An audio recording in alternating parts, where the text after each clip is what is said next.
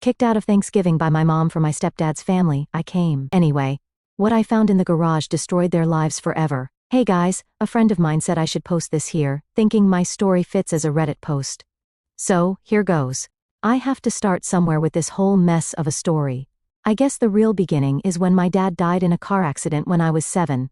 I don't remember much about him, honestly, just flashes of him teaching me to ride a bike, the smell of his cologne, and how he'd always bring me those little strawberry candies when he came home from work. After he died, it was just me and Mom struggling to get by in our crappy little apartment.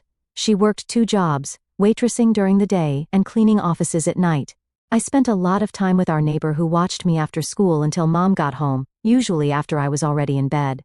Things were hard, but in a weird way, it was simple. Just me and Mom against the world. We didn't have much, but we had each other. That all changed when I was 16, and Mom met Nate at the restaurant where she worked.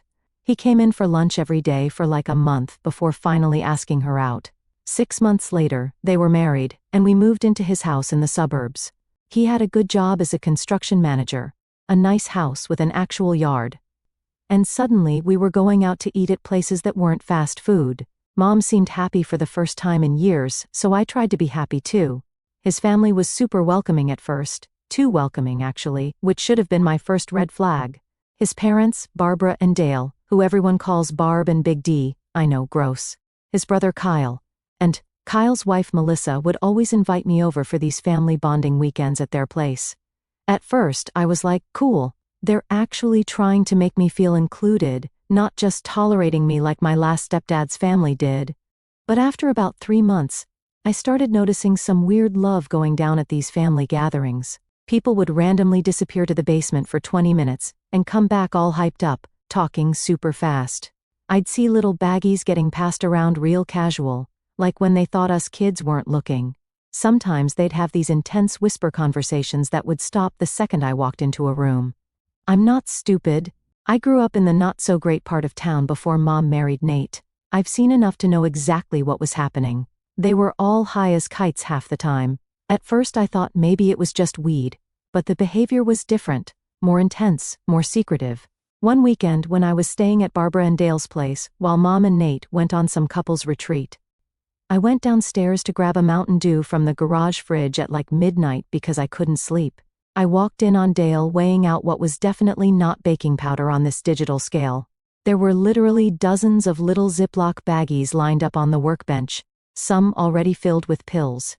He totally freaked when he saw me, knocked over some of the bags trying to cover everything with a towel, and started stuttering about how it was medication he was helping divide up for a friend with Parkinson's. Yeah, right. I'm 16, not brain dead. After that night, they all started being real weird around me, whispering when I entered rooms, giving me these looks. I could feel the tension whenever I was around. Then one night at dinner at my mom and Nate's place, Dale cornered me in the kitchen when I was getting more water. He tried to explain their family business to me, saying they were just helping people get medicine they need but can't afford because the healthcare system is broken, and some people fall through the cracks. He tried to tell me they were basically heroes, and that the family relies on everyone staying quiet about private matters. Then he put his hand on my shoulder and squeezed it real hard while saying, "We're family now, Jennifer. Family protects each other. Family doesn't talk about family business to outsiders." You understand what I'm saying, right? He basically threatened me without directly threatening me, if you know what I mean. I didn't agree to love. I just nodded because his hand was hurting my shoulder, and I wanted him to let go. The next day, when I was alone with my mom, I told her what I saw in the garage. I thought she'd freak out, call the cops, something, but no. She got this weird look on her face, like part scared and part angry, then yelled at me for snooping around and making up stories. I was like, "Mom, I'm not making anything up." I told her exactly what I saw, how much of it I saw, the whole setup in the garage. She started crying, and then Nate came home early from work. She immediately told him what I said, and I thought he was going to blow up or something. Instead, he got super calm, which was almost scarier. He sat us both down and gave this whole rehearsed-sounding story about how his dad has a prescription-sharing network for seniors who can't afford their meds, and how they redistribute extra pills from people who have good insurance to people who don't. He said it was technically not legal, but they were helping people in need, and wasn't that what Jesus would do? They're not even religious, lol. I called BS right to his face. I was like, people don't need dozens of identical little baggies of the exact same pills if it's just sharing leftover prescriptions. That's dealing medicines. That's when love really hit the fan. Nate's face went red. My mom started crying harder. Nate called his parents, who drove over immediately. Soon the whole Walker clan was in our living room, all talking over each other, saying I was lying. I was jealous. I was trying to cause problems because I didn't want a new dad. It was insane. Dale kept saying I misunderstood what I saw. Barbara kept going on about how I was troubled and needed professional help. Kyle was saying they should send me to some boarding school. My mom just sat there crying, not defending me at all. Fast forward 2 weeks and Nate had convinced my mom I was troubled and needed to go stay with my Aunt Kathy in Michigan until things calmed down. They packed my stuff while I was at school one day. When I got home, my aunt was there to pick me up. My mom wouldn't even look me in the eye when she hugged me goodbye. I was basically exiled from my own home at 16 because I wouldn't play along with their pilling family business, and that's how I became the family black sheep. All because I wasn't cool with being part of their little prescription medicine ring. So, I ended up living with my Aunt Kathy for the next 2 years until I graduated high school.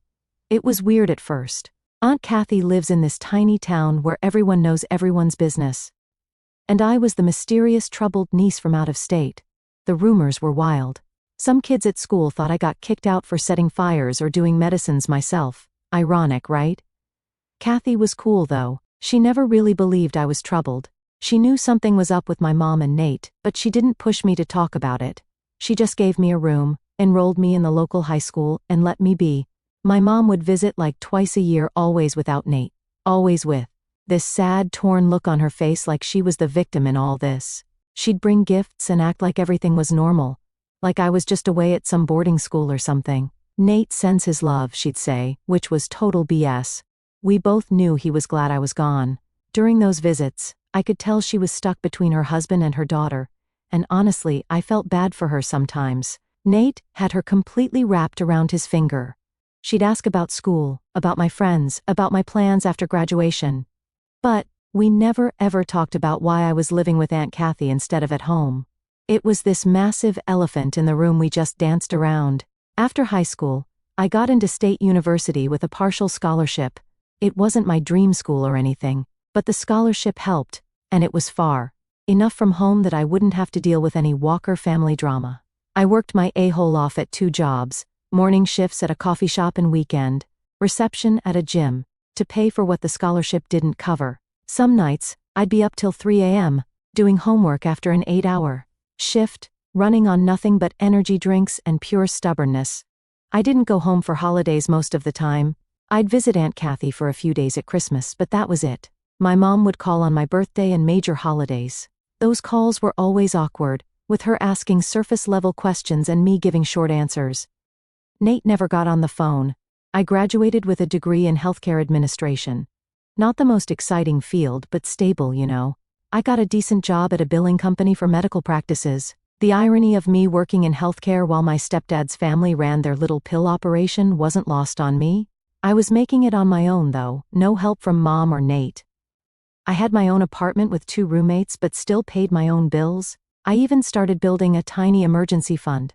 I was doing okay. Then, about 3 years after I graduated, I got this call from my mom on a random Tuesday night. I almost didn't answer because I was exhausted from work, but something told me I should. From the second I picked up, I could tell something was wrong. She was crying so hard she could barely talk. "Jen, I need your help," she finally managed to say between sobs. "We're about to lose the house." It turns out Nate lost his job after the construction company downsized. They were 3 months behind on the mortgage. 3. And the bank was threatening foreclosure. Mom was working as a receptionist at a dental office, but wasn't making enough to cover everything. Part of me, a big part to be honest, wanted to say, tough love, and hang up. Why should I care if they lost their house? These people kicked me out when I was 16, for not wanting to keep quiet about Dale and Kyle's medicine dealing. Dale and Barbara probably had plenty of pill money. Why weren't they helping? So, I asked exactly that. What about Barbara and Dale? Can't they help? "Things are complicated with them right now," she said, her voice getting all quiet and weird. "Nate and his dad had a falling out over some family business. They haven't spoken in months. Family business. That's what they always called their operation. I assumed Nate had finally stood up to his dad about the medicine dealing or something. Good for him, I guess, though it came at a pretty convenient time when they needed my money. So, you're calling me after everything? I couldn't keep the bitterness out of my voice. I know, she said, starting to cry again. I don't deserve your help. I know that, but Jen, I don't know what else to do. We've tried everything. Nate's been applying everywhere, but nobody's hiring. We've already sold both cars and are sharing this old beater. I'm scared of being homeless. I should have told her to go ask her precious husband's medicine-dealing family for help, but I couldn't. Despite everything, she was still my mom, and I could tell she was scared. I've always had this stupid soft spot for her, even after everything, maybe because I remember how it was before Nate, when it was just her and me against the world after my real dad died. How much do you need? I heard myself asking, already hating myself for giving in. She told me the mortgage amount, $1,200 a month. It was a lot for me, like a lot. That was almost half my monthly income after taxes, but I had some savings. I can help for a little while, I said, until Nate finds another job. Oh, Jen, thank you. Thank you, she sobbed. We'll pay you back every penny, I promise. Then I heard Nate's voice in the background, asking who she was talking to. She covered the phone, but I could still hear her tell him it was me and that I was going to help with the mortgage. Next thing I know, he's on the phone. Jen, he said, and it was weird hearing him call me that, because he usually called me Jennifer, all formal-like. I don't know what to say. I know things haven't been good between us, but I'm grateful. Really grateful. I'm not doing it for you, I said flatly. I'm doing it for Mom. I know, he said, his voice all humble now. But thank you. Things have been hard lately. I've been reconsidering a lot of things, family priorities and all that. I bet he had. Nothing like losing your cushy job to make you reconsider priorities. I'm sorry for everything, he continued, and for a second, I was thrown because he sounded sincere. You're our only hope right now. Against my better judgment, I agreed to help. I set up an automatic transfer to their mortgage account for the first of each month. $1,200 gone from my account just like that. It meant no more eating out, no more little shopping trips, definitely no vacation that year. My emergency fund would cover about 3 months. Then I'd have to start figuring out where to cut back even more. Temporary, I told myself. This is just temporary until Nate finds work. Temporary turned into a year and a half. Nate eventually found part-time work at a home improvement store, but it wasn't enough to cover the mortgage. Mom picked up extra shifts when she could. I kept paying month after month. My savings dwindled, then disappeared. I had to move to a cheaper apartment with 3 roommates instead of 2. I ate ramen more nights than I care to admit, but every month, that $1,200 went to their mortgage. I thought I was buying a better relationship with them. I thought maybe this was healing old wounds. So during that time, I'd cautiously started rebuilding a relationship with my mom. We'd talk on the phone weekly, usually when Nate wasn't around. The conversations were still kind of awkward but getting better. She'd tell me about her co-workers at the dental office, neighborhood gossip, that kind of stuff. Normal mom things. I'd even started going over for dinner occasionally when Nate was working late shifts at the home improvement store. Those evenings were almost like old times. Mom would cook my favorite meals, and we'd watch bad reality TV and talk love about the contestants. It felt not normal exactly, but like, maybe we were getting there. Every time I'd visit, she'd tell me how grateful they were for my help. How they wouldn't have made it without me. You saved us, Jen, she'd say, getting all teary-eyed. I don't know what we would have done. Nate and I had an unspoken agreement to be civil when we had to be around each other. He'd nod hello, ask generic questions about my job, then find a reason to go to the garage or the basement. Fine by me. I wasn't interested in playing happy family with him either. Then came November. Mom had been talking for weeks about Thanksgiving plans. It was going to be the first holiday I'd spent at their house since before I was sent away at 16. She was all excited, planning this huge meal, asking what dishes I wanted her to make. I'm doing a full spread, she told me on the phone. I'd even offered to bring the wine and do the grocery shopping since I knew money was still tight for them. We'd agreed I'd come over around 2 p.m. to help with the final cooking, and we'd eat around 4. But a week before Thanksgiving, I called to confirm the plan and ask if she needed me to pick up anything else for the dinner. She hit me with, "Oh, Jen, about Thanksgiving. I don't think it's going to work out this year. Nate's parents are coming, and Dale specifically asked that you not be here. I nearly choked on the coffee I was drinking and had to set the mug down before I dropped it. Excuse me? They asked that I not be at my mother's house for Thanksgiving after I've been paying your mortgage for over a year? Mom's voice got all quiet and shaky. You don't understand, Jen. Things are complicated. Dale and Barbara are helping Nate get back into the construction business. They're setting him up with connections, but they made it very clear they don't want to see you. So, you're choosing them over me again? I was nearly shouting at this point. It's not like that, she insisted. It's just one Thanksgiving. Nate really needs this opportunity. His parents are investing in him starting his own contracting business. We'll do our own celebration another day. I couldn't believe what I was hearing. Like, my brain couldn't process it. Let me get this straight, I said, trying to keep my voice level. I've been keeping a roof over your heads, but you're kicking me out of Thanksgiving because the medicine dealers who threw me out of my own home as a teenager don't want to see me. They're not. It's not like that, Mom stuttered. And please keep your voice down.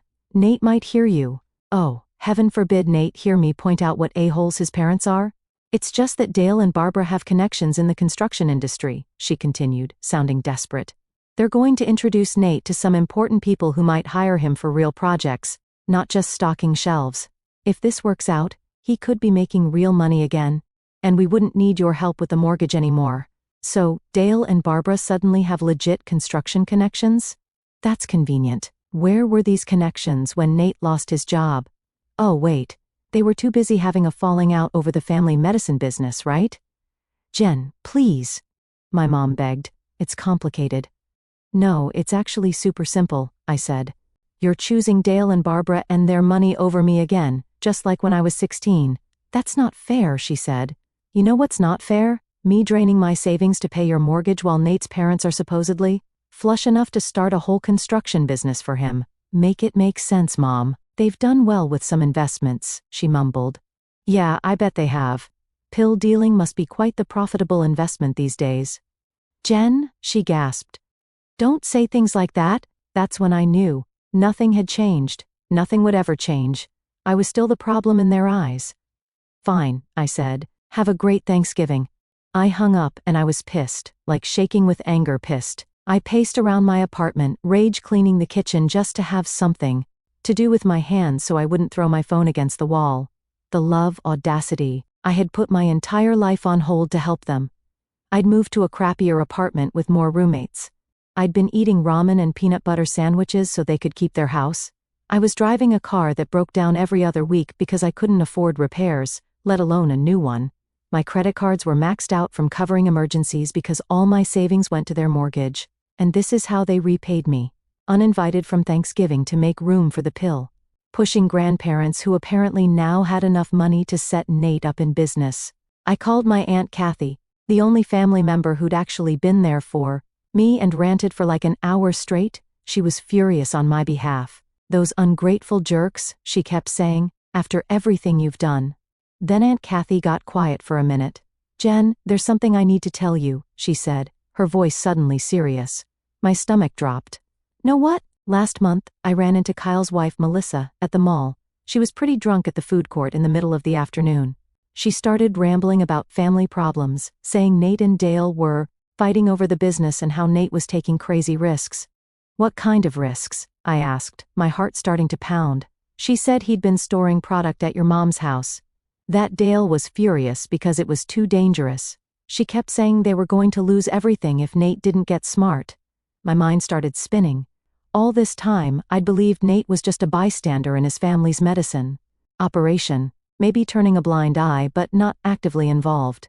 That's what my mom had always insisted, that Dale and Kyle were the bad ones, but Nate was different.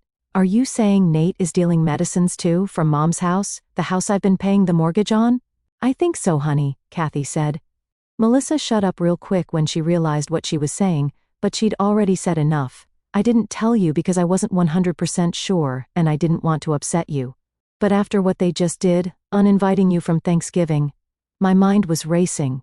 If Nate was actually dealing from my mom's house, did she know? Was she involved? Was I literally funding a medicine operation with my mortgage payments? It made me sick to think I'd been financially supporting people who were Probably dealing pills the whole time, people who threw me away at 16. For not wanting to be part of their operation, and now were throwing me away. Again because I was an inconvenient reminder of what they really were. I stewed on it for days. I couldn't sleep, couldn't eat right. My chest felt like someone was sitting on it all the time. I'd cry randomly while driving to work. This wasn't just anger, it was this deep, gutting feeling of being thrown away twice.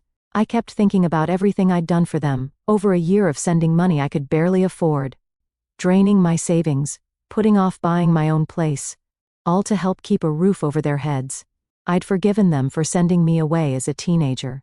I'd tried so hard to rebuild our relationship. And this is what I got in return.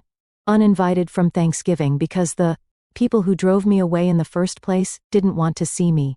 The more I thought about it, the clearer it became. They were never going to change. My mom was never going to choose me over Nate and his family.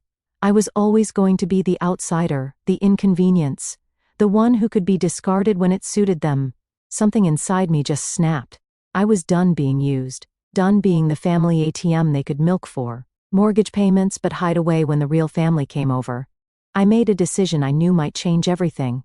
I was going to show up for Thanksgiving anyway, but not empty-handed. So, Thanksgiving Day finally rolls around.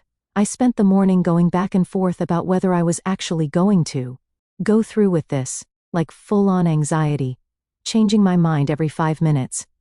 Part of me was like, forget it, cut them off, and never look back. But another part needed, I don't know, confirmation that I wasn't crazy, something to finally break this cycle of me giving and them taking. I hadn't slept for love the night before. My roommates were all gone to their own family things, so I was just alone in the apartment pacing, practicing what I'd say if I went calculating exactly how much money I'd sent them over the past 18 months, $21,600. Yeah, I did the math, and seeing that number written out made me want to throw up. Around noon, I finally made up my mind. I was going, not just to confront them, but to find proof of what I already knew in my gut, that Nate was involved in his parents' pill business. I wasn't just going to be kicked aside again without understanding the full picture. I got dressed, nothing fancy, just jeans and a sweater, and drove to their house but didn't pull into the driveway. I parked about a block away where I could still see their place. Call it staking out or whatever, but I wanted to get a feel for the situation before barging in. I could see several cars in the driveway. My mom's beat-up Honda, Nate's truck, and Dale's fancy Audi SUV. Guess the family business was doing well. There was also a car I didn't recognize. Probably Kyle and Melissa's new one. Around 12:30 I saw Nate and Dale head out to the garage with beers in hand, classic men escaping kitchen duties move, but I figured they might also be talking business. They stayed out there for nearly half an hour. When they came back inside, Dale was carrying something small that he tucked into his jacket pocket. Definitely not leftovers. I sat in my car for another hour, alternating between working up my courage and almost driving away. My heart was pounding so hard I could feel it in my ears. At exactly 2 p.m., the time I was originally supposed to arrive, I grabbed the pumpkin pie I'd bought at the grocery store and walked up to the front door. My mom answered, and I swear to God, her face went completely white, like she'd seen a ghost. "Jen, what are you doing here?" she stammered, blocking the doorway. "Bringing pie like we planned," I said, loud enough for everyone inside to hear. I pushed past her into the house before she could stop me. The living room went dead silent. Barbara and Dale were on the couch with glasses of wine. Nate was in his recliner, and his brother Kyle and wife Melissa were by the fireplace. They all turned to stare at me. "Hope I'm not interrupting," I said with a fake smile. "Just thought family should be together on Thanksgiving." The look on Dale's face was priceless, like he was trying to decide whether to yell or just pretend everything was normal for appearance's sake. Nate stood up, his face turning an angry red. "Kelly," he said to my mom, "I thought we discussed this." "She just showed up," Mom stammered, still by the door. "I didn't know she was coming." "Well, I'm here now," I said, still doing the fake cheerful voice. "And I brought pumpkin pie. Should I put it in the kitchen?" Without waiting for an answer, I walked toward the kitchen. As I passed the hallway to the garage, I made a quick detour. I needed evidence, not just suspicions. "Bathroom?" I called over my shoulder when Mom started to follow me. Instead of going to the bathroom, I slipped into the garage. If they were back in business, and if Nate was involved, there might be evidence. The garage had always been Nate's domain. He didn't even like my mom going in there to get stuff from the freezer. The place was cluttered with tools and half-finished projects. Typical Nate, always starting things and never finishing them. I did a quick scan and spotted his work duffel, partially unzipped, on his workbench. I glanced back at the door, then quickly looked inside. Jackpot! There was a small fireproof lockbox inside, unlocked, with stacks of cash, stacks, and several baggies of pills. Oxy, from the look of them. I recognized the markings from my healthcare job, where we sometimes dealt with prescription verification. There had to be thousands of dollars in there, plus enough pills to get someone serious jail time. My hand flew to my mouth to keep from gasping out loud. All these years, I thought Nate was just the guy who married into the Walker family. Medicine business, maybe turning a blind eye, but not actively involved. My mom had always sworn he wasn't part of it. But here was proof, in his bag with his company logo, that he was neck deep in it. My hands were shaking as I took photos with my phone, making sure to get clear shots of everything. The duffel with Nate's construction company logo on the side, the pill bags, the cash, everything. I'd need proof when I went to the police. I felt sick to my stomach. Aunt Kathy was right. Nate wasn't just covering for his family. He was actively dealing medicines from the house I was paying for. I heard footsteps coming, so I quickly zipped the bag most of the way, leaving it like I found it. I flushed the toilet in the half bath off the garage to sell my bathroom story, and washed my hands for good measure. When I opened the door, Dale was standing there, eyes narrowed suspiciously, blocking the hallway, arms crossed. "Garage isn't the bathroom, Jennifer," he said, his voice low and threatening. My heart was racing, but I kept my face neutral. "Sorry," I said, "wrong door. Too many years away from this house, I guess." He didn't move for a second, just stared at me like he was trying to figure out what I was up to. Then he stepped aside, but not before saying, "You shouldn't have come today. This isn't going to end well." Was that a threat? It sure felt like one. When I got back to the living room, the tension was so thick. Barbara was whispering urgently to Nate, who kept glancing at me with growing suspicion. Kyle and his wife were pretending to be super interested in the football game on TV. My mom looked like she was about to have a panic attack. "You know what?" I said. "I can tell this is awkward for everyone. I'll go, but Mom, can I talk to you outside for a minute?" She followed me out to the front porch, wringing her hands and looking everywhere but at my face. "Jen, you shouldn't have come," she said quietly. "You've made everything so difficult now." "Mom, listen to me," I said, my voice urgent.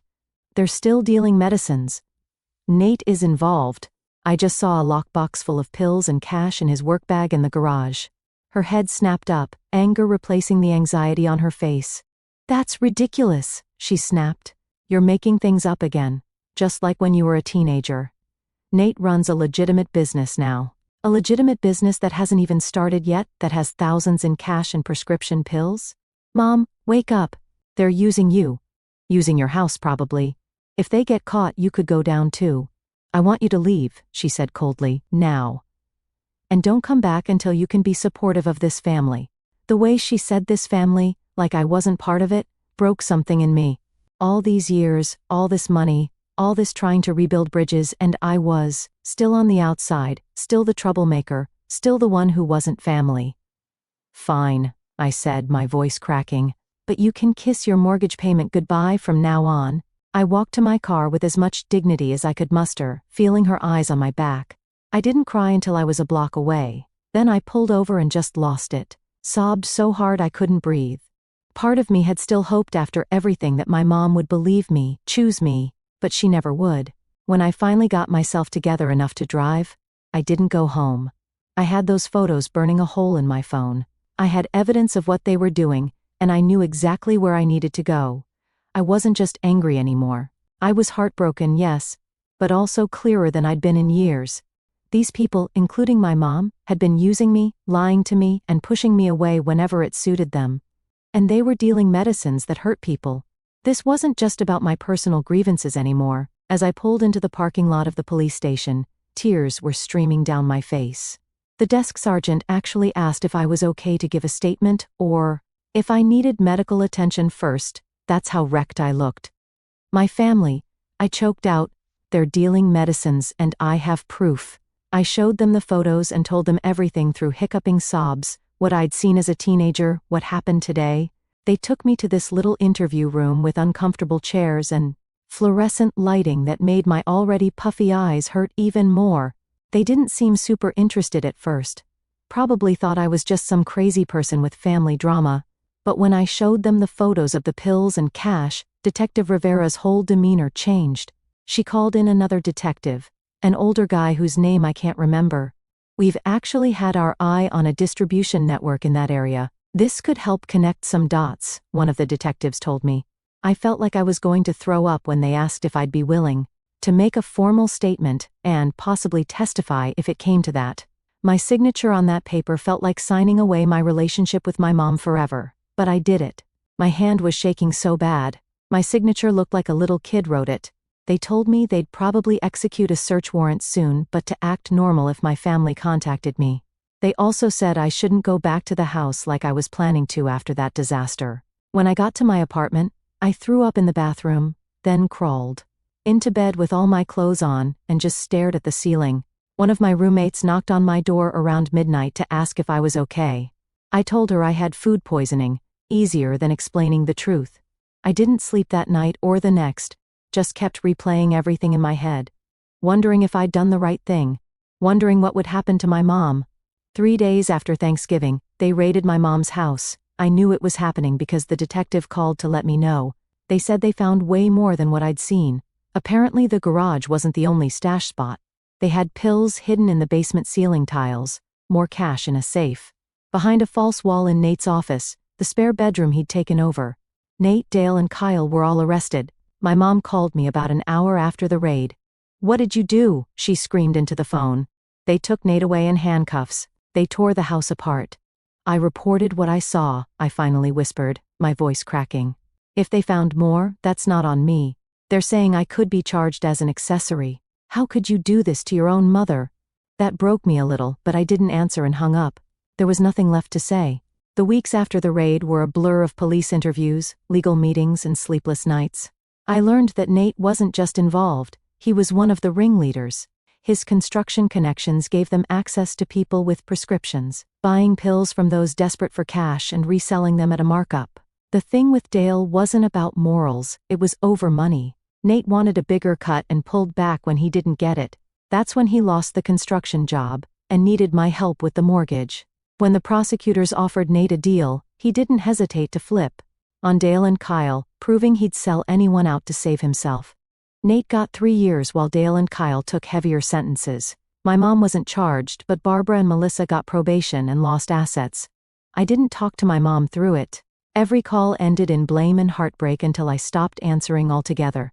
She eventually lost the house 5 months later and moved in with her sister in Ohio. She called me a few times, her voicemails swinging between begging and anger.